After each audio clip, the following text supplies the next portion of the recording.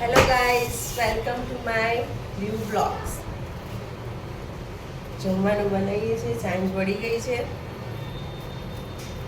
બટેકાનું શાક અને ખીચડી. કોને કોને ભાવે જ ખીચડી? મને તો ભાવે. થોડોક દિવસ થાય ને થોડોક ટાઈમ થાય એટલે ખીચડી તો ખાવી પડે, હેલ્ધી કહેવાય.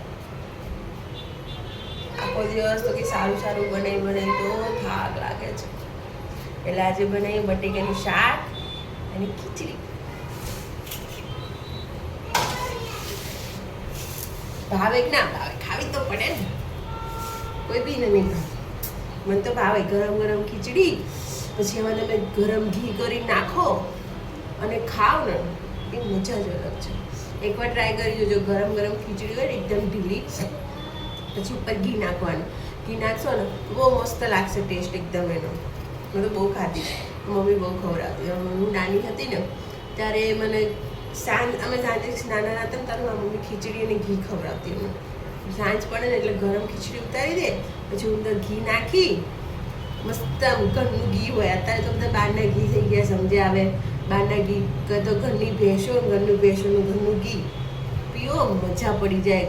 ઘી દૂધ મેં કોઈ દિવસ પીધું જ નથી, કેમ કે દૂધ મને ભાવતું જ નથી. હું પહેલાં નાની હતી ને ત્યારનું મને દૂધ નહીં ભાવતું.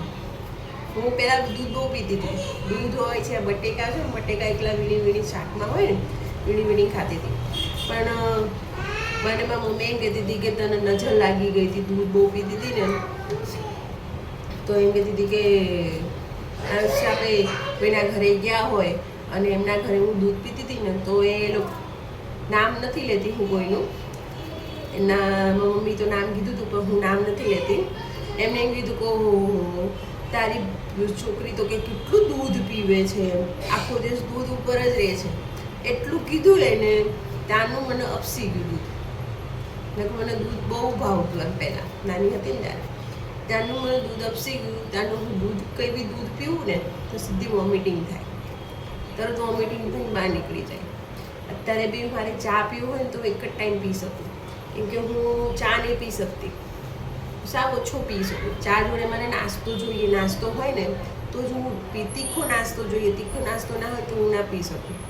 બધા હોય છે ને અમુક ચાના વ્યસની હોય છે, ઘડી ચા પીવે.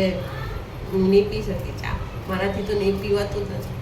એક ટાઈમ પીવું છું ખાલી, નાસ્તો થઈ જાય એના માટે. નાસ્તા જોડે નાસ્તો હોય તો પીવું, ન કે હું બી ચા નહીં પીતી, સાવ ઓછું કરી દીધું ચા. એટલે મને દૂધ તો કોને નાની હતી ને મેં તો બધું અપસી ગયું, ત્યાંનું બંધ કરી નાખ્યું છે. દૂધ તો પીતી જ નથી. ઘી ખાઉં, ઘી મને ભાવે. ઘી કોને ભાવે? એટલે કહું ખીચડીના ઉપર ઘી નાખીને ખાઓ ને એ મજા જ અલગ છે. એટલે બનાવીએ ખીચડી, ચલો જેને ખાવી હોય જો. તો બટેકાનું ઉધરસ હજી મળતી નથી. થોડી રાત પડે ને એટલે વધારે આવે છે, આમ ઓછી આવે છે. રાત પડે ને અને આજે બોલું ને તારે ઉધરસ એવી આવે છે ને કે ના પૂછો. બહુ યાર બીમાર, એટલે બહુ બીમાર થઈ ગયો. માન સાજી થઈ છું. આટલી એક કામ જ હતું ગમતું, ચક્કર જ આવે ને, અશક્તિ જેવું ને શરીરમાં, બસ એવું થઈ ગયું. બટેકાનું શાક કોને ભાવે? મને તો ભાવે બટેકાનું શાક પહેલાં, પણ રોજ ના ભાવે. પછી આપણે રોજ ખાઈએ તો પછી બધા કહો ને ગેસ થઈ જાય. હોય અમુક કે ગેસ થઈ જાય છે બધાને, થાય ગેસ, આનાથી ગેસ થઈ જાય. બટેકાનું રોજ ના ખવાય, એક બે દિવસ છોડીને ખવાય. એકલા બટેકાનું ના ખવાય, મિક્સ સબ્જી કરીને ખવાય. બધે તો બધામાં મિક્સ સબ્જીમાં બટેકું નાખવું જ પડે છે ને, આપણે નથી નાખતા. કોઈ બી સબ્જી હોય, ભીંડા હોય તો ઓલમોસ્ટ ભીંડા આપણે ઘરના સભ્યો વધારે હોય તો અંદર આપણે બટેકું નાખવું જ પડે. કેમ કે 500 ભીંડા લાવે તો એટલા તો બધાને થાય નહીં, તો બટેકું નાખવું પડે. ગવાર હોય તો ગવારમાં નાખવું પડે આપણે બટેકું. એકલો ગવાર કોઈ ખાતું નહીં. ચોળી તો એટલી ભાવે નહીં, ચોળીમાં તો બટેકું નાખવું જ પડે આપણે. બટેકું કહીએ ને શાકભાજીનો રાજા છે. શું છે? રાજા. આના વગર કંઈ ના હાલે, અને મને તો બિલકુલ ન હાલે. કહેવાય ને, મને તો બિલકુલ ન હાલે. બટેકું છે, ડુંગળી છે, લસણની ચટણી છે, 2-3 દિવસથી આપણે ખાઈએ ને તો શરીરમાં અશક્તિ આવી જાય, કહેવાય ને, શરીરમાં તાકાત જ ના રહે. તમને મારા વિડીયો ગમતા હોય ને, મારી રીલ્સ છે, શોર્ટ વિડીયો છે, કંઈ બી ગમતું હોય તો please like and subscribe me.